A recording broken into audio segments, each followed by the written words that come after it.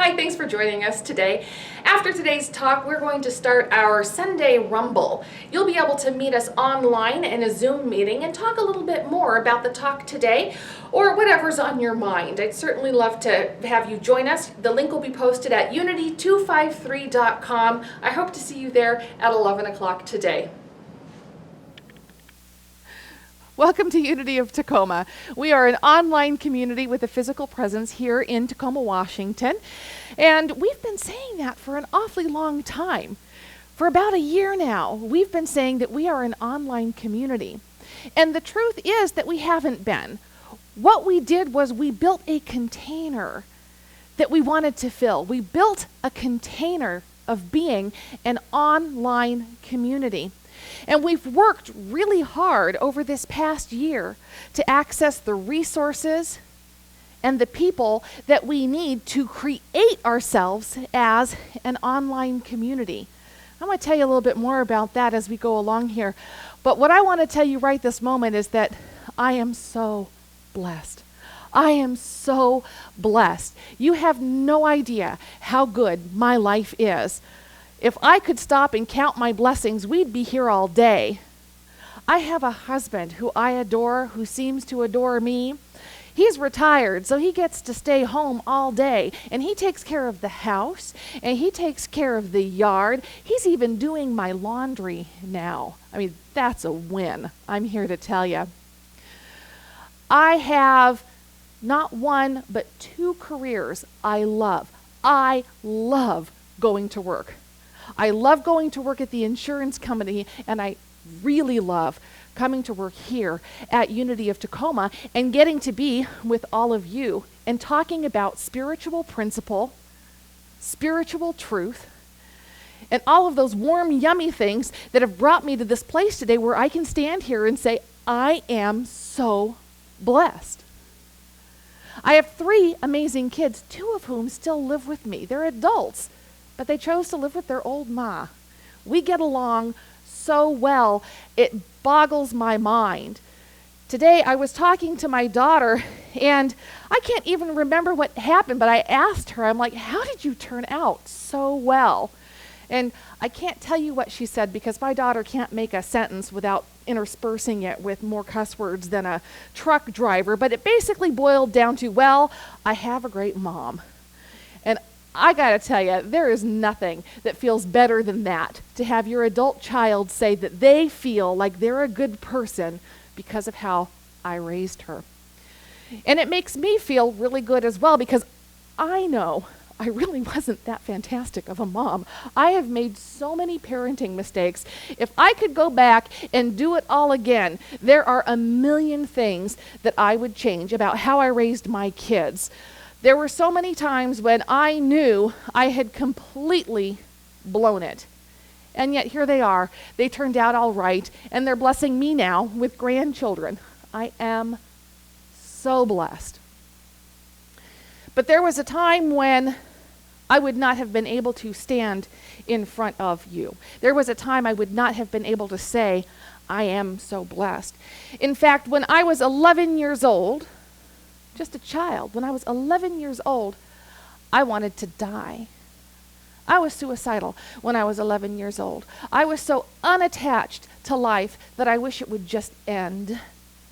I had a lot of adversity in my life. It was difficult.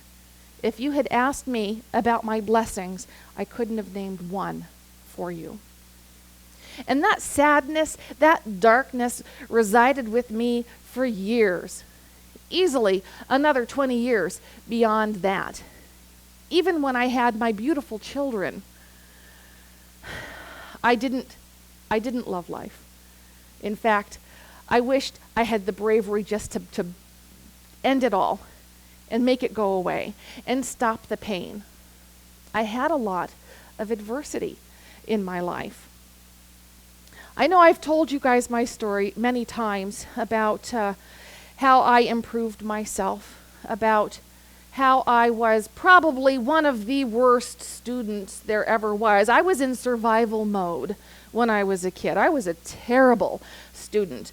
My GPA from high school is so low that I sometimes wonder if Jan Olson didn't fudge the numbers a little bit just to see the back of me going out of her high school. It was pretty dire there for a while.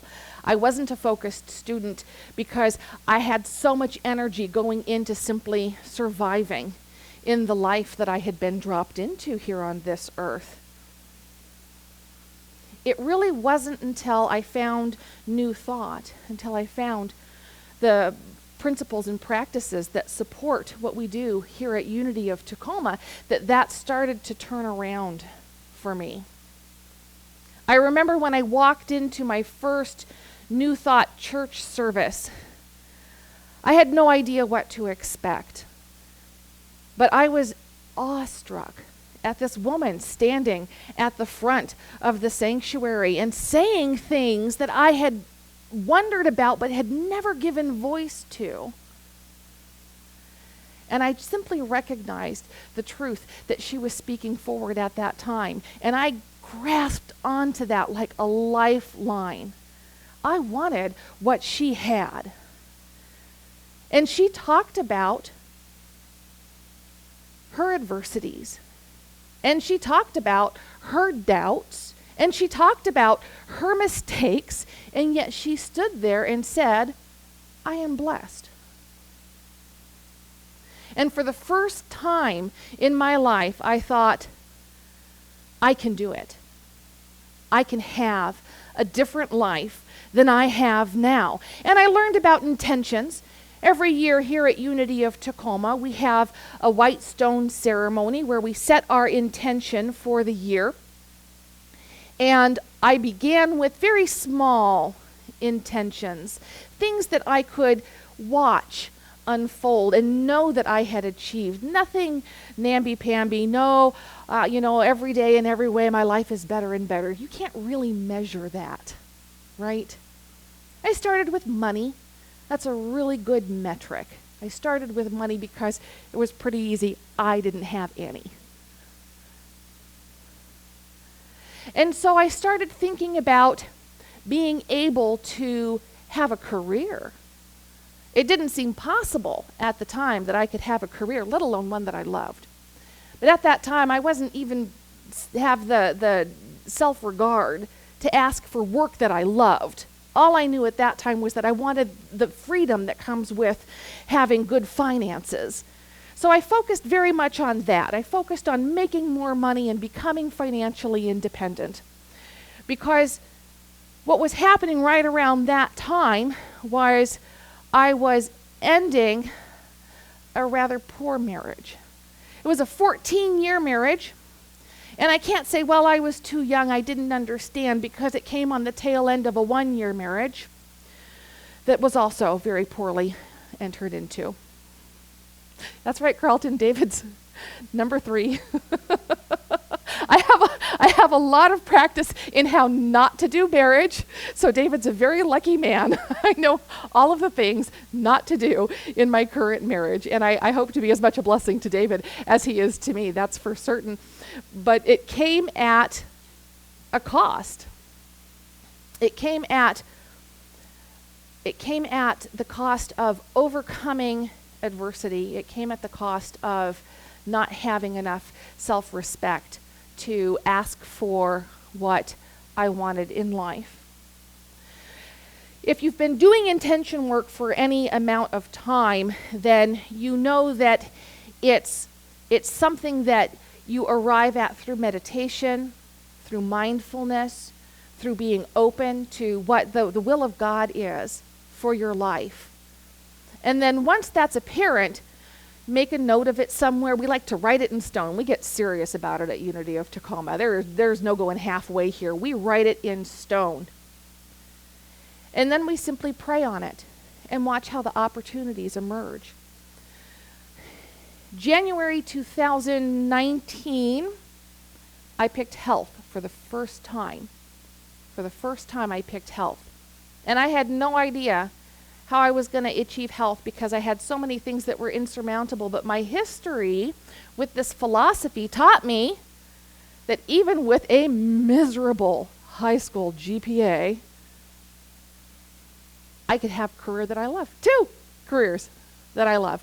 And so I put that out there. I put health out there.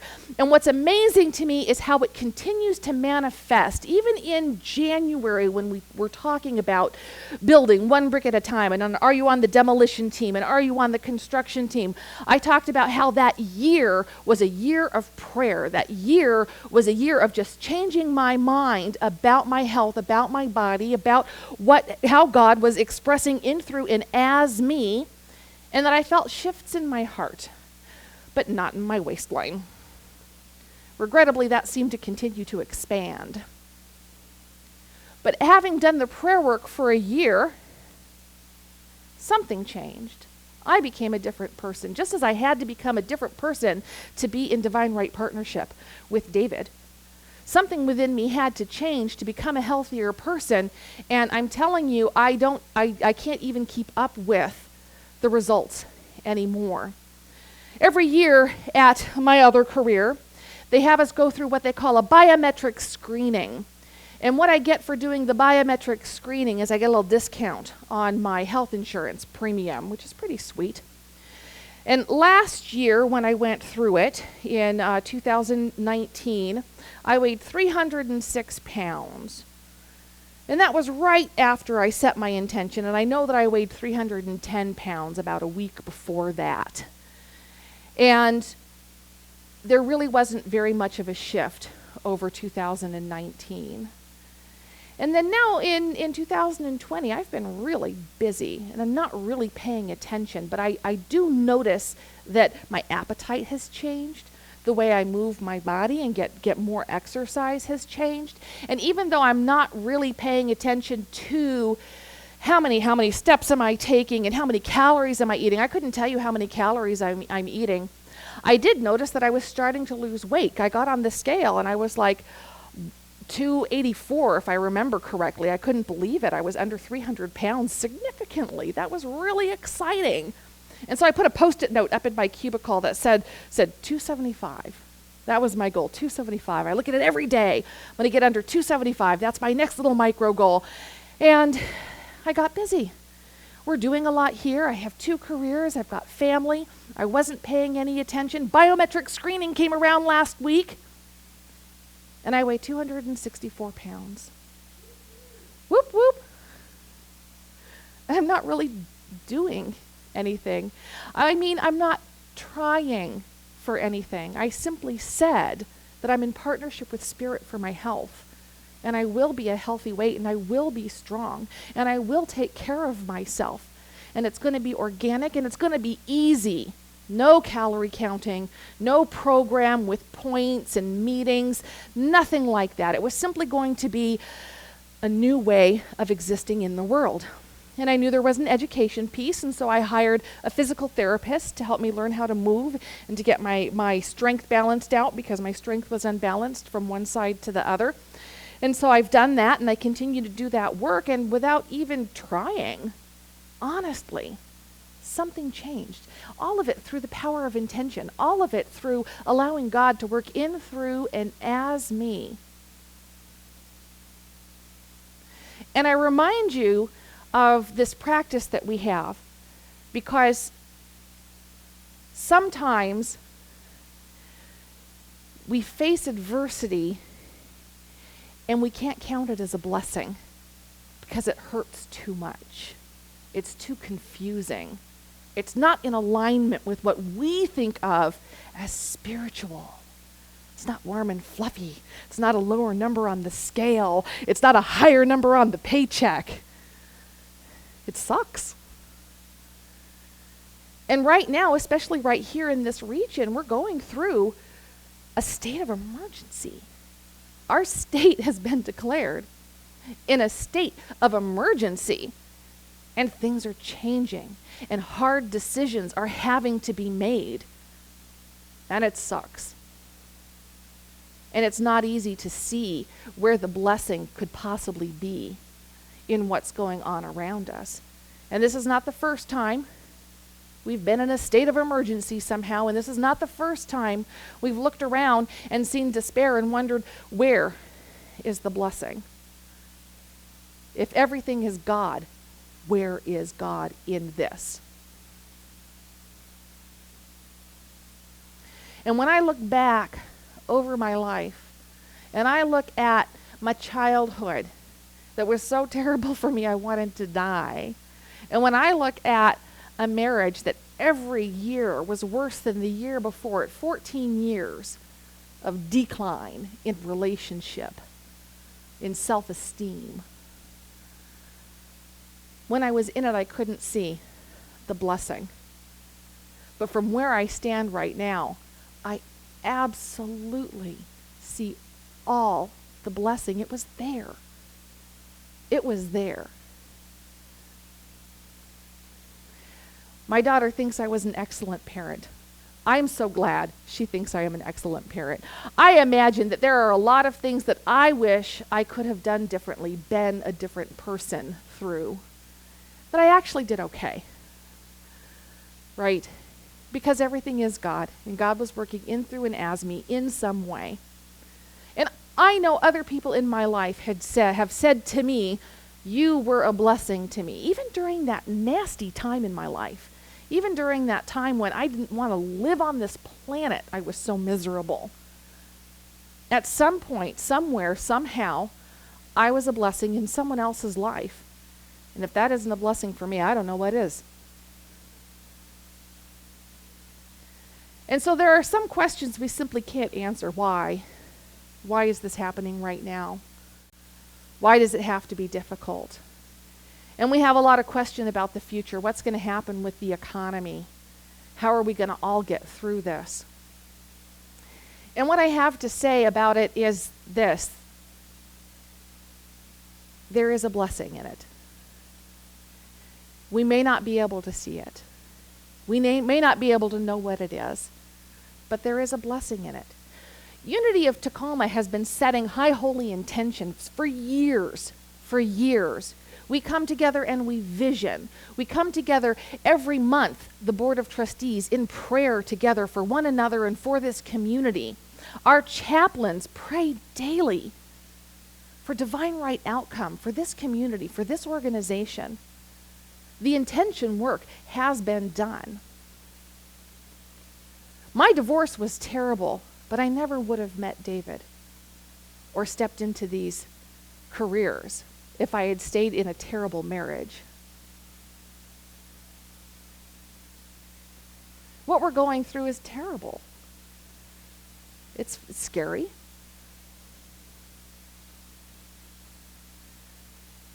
It's a place where we stand wondering, where is God? But what I know is that God is here. God is right here. God is in this community. God is in each and every person in this community. And we are rising up into something better. That doesn't mean that there aren't going to be things that we don't like that are happening around us. That doesn't mean that we will be untouched by what's going on around us. But it is through adversity that we build strength. It is through adversity that we build faith. How easy is it to say, I have so many blessings when I'm standing in the midst of joy? And difficult to find where those blessings are when I'm standing in the midst of pain. And yet they are there because I wouldn't be here if I hadn't gone through all of that. I wouldn't be this person doing this right now here with all of you if I hadn't walked that particular journey. And so the invitation today is to embrace this idea, this adversity that we're going through, and to declare it a blessing. I wish I could have stood in the midst of my pain and my sorrow in the past and said, I know this is a blessing, because that is how God works every single time. Every single time. We are never without the benefit of the blessing and the love of God in our lives. It's sometimes very difficult to see from this human perspective. But we have been holding out some pretty high holy intentions, such as being an online church. We knew that was where we wanted to go, and we knew it 2 years ago. And we claimed it a year ago. And right now, with everything that's going on, we have no choice but to be an online church. Now, that doesn't mean that the in-person services are going away. They're taking a short hiatus. while we do what is responsible for us to do, while we respond to the requests of the government and the scientists and the people who did graduate from high school with 4.0s, with the knowledge that they have, and we lean into their understanding,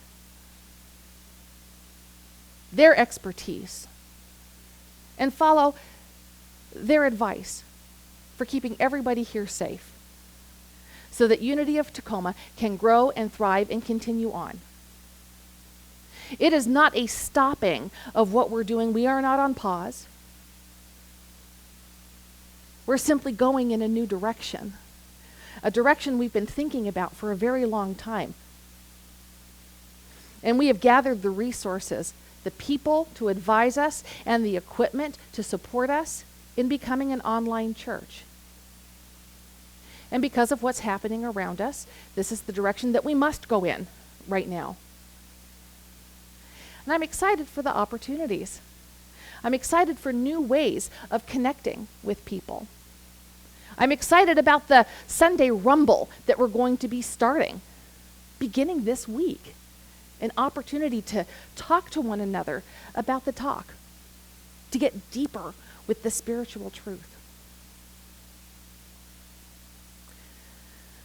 Governor Inslee may have declared a state of emergency in Washington, but I am declaring a state of grace at Unity of Tacoma. I am declaring that this is a place of faith. This is a place of growth. This is a place where we rise up into something new, something better, something more than we knew we could become, because that's how God works every time.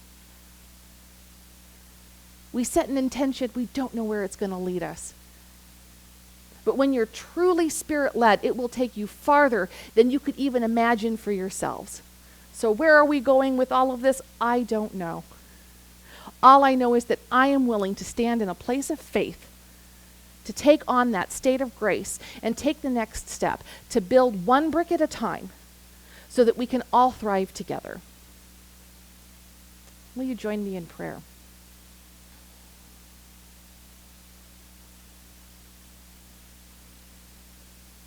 And so I know that there is only one life, and that is the life of God, and that life is expressing itself in each and every person on the planet. And especially right here and right now, I declare that the life of God is the life that is living each person watching this video. That we are, each and every one of us, called to be something greater than even we know we can become. And that through faith and through grace, we step forward one step at a time towards that greater yet to be, knowing that we are divinely inspired, divinely supported, divinely led. And so it is with Unity of Tacoma. I declare for Unity of Tacoma that in a state of grace, we move forward in faith, knowing that we are Spirit-led, for we have said yes to God, and therefore God has said yes to whatever greatness we can become. And so I rest in the certain knowing that this is in God's hands, that we are so blessed, so very, very blessed. And so it is. Amen.